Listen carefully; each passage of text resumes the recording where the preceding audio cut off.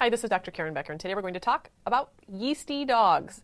Now, as with people, dogs have a normal amount of healthy levels of yeast that naturally occur on their body.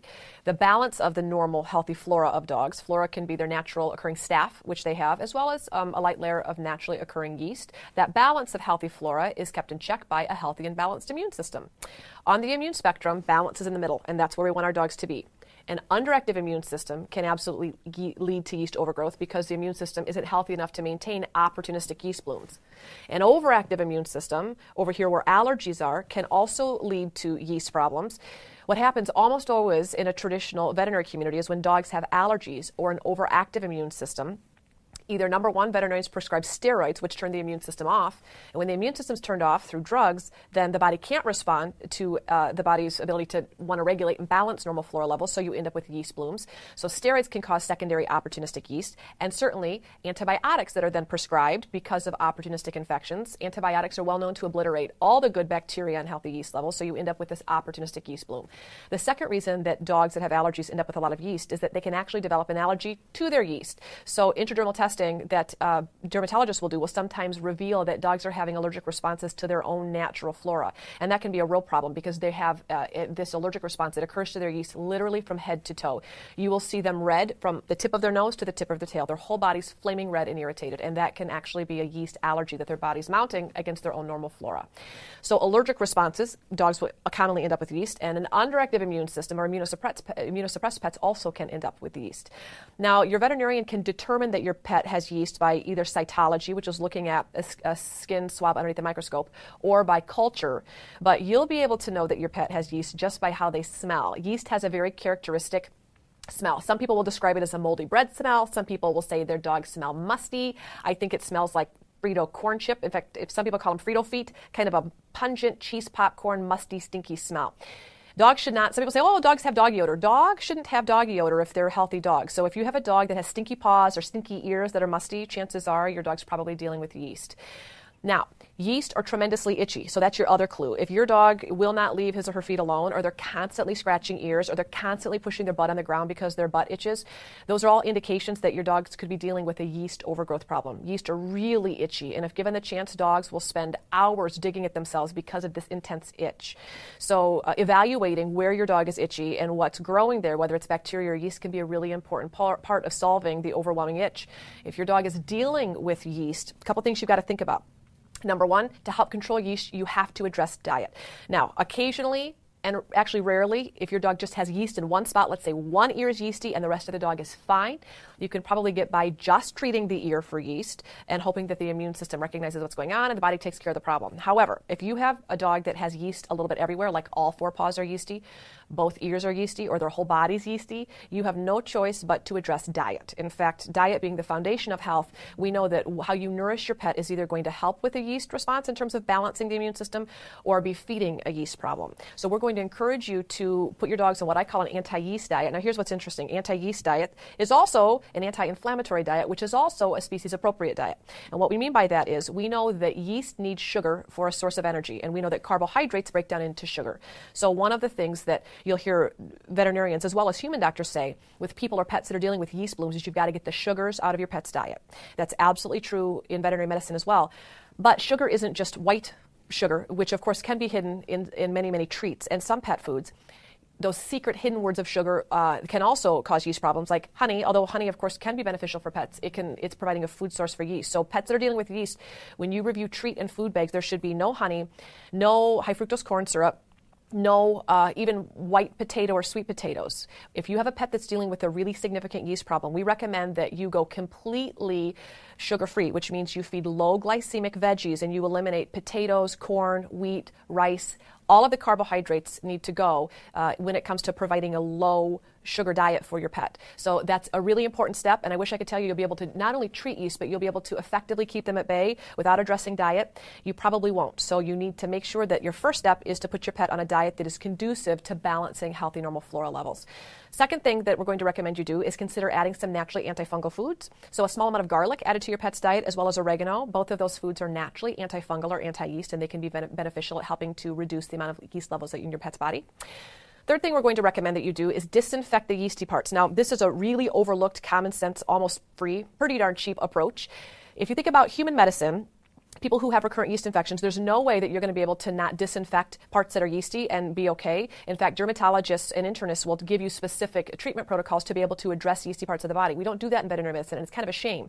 What we say is, here's some cream, here's a cream or salve dip, and just keep putting the cream on the area. The problem is that as yeast die, it's just layer of dead yeast on top of layer, and unless you remove and disinfect the skin, that dead yeast with a bunch of ointment actually can exacerbate the situation.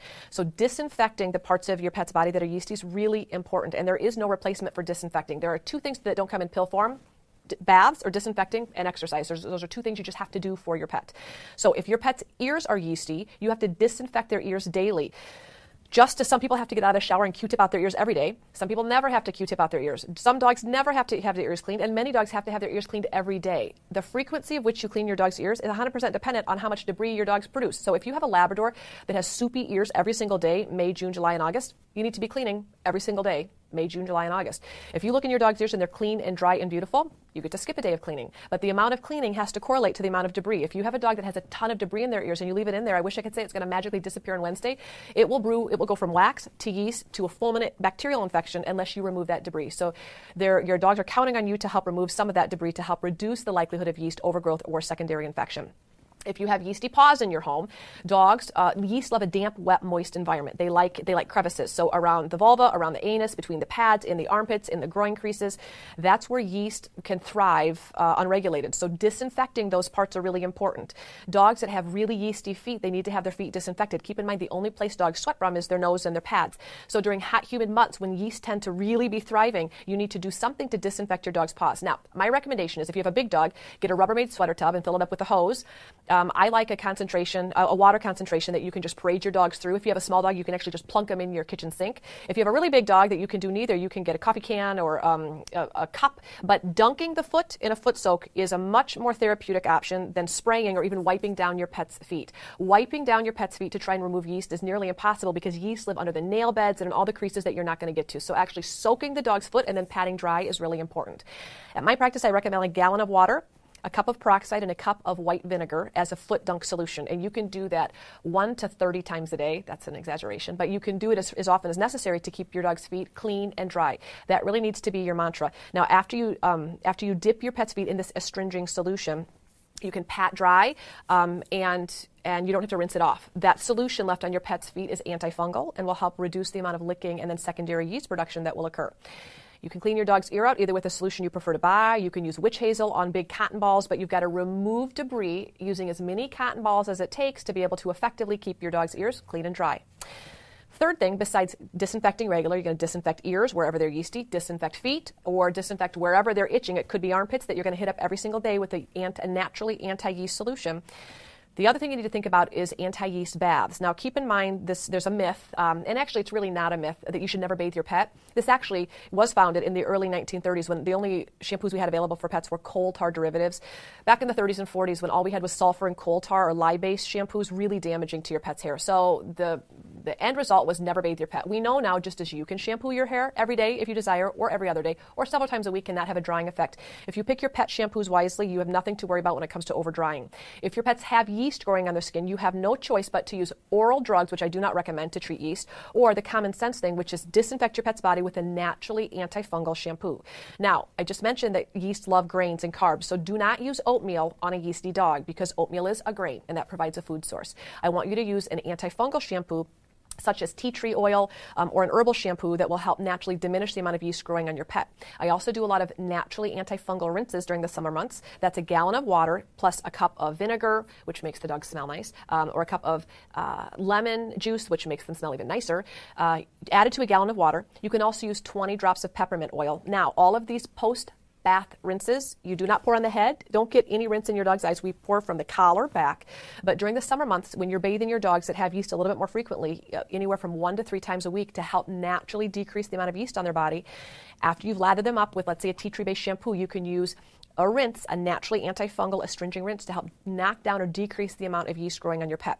So you can pour this gallon of natural solution over them, rub it into their coat and skin, especially hitting up points that are yeasty, armpits, feet, groin, around the tail, and then you're going to towel dry without rinsing. That provides some long-lasting, not only improvement with how your dogs feel, but it'll help reduce how quickly the yeast are able to replicate. You can use those rinses as often as necessary.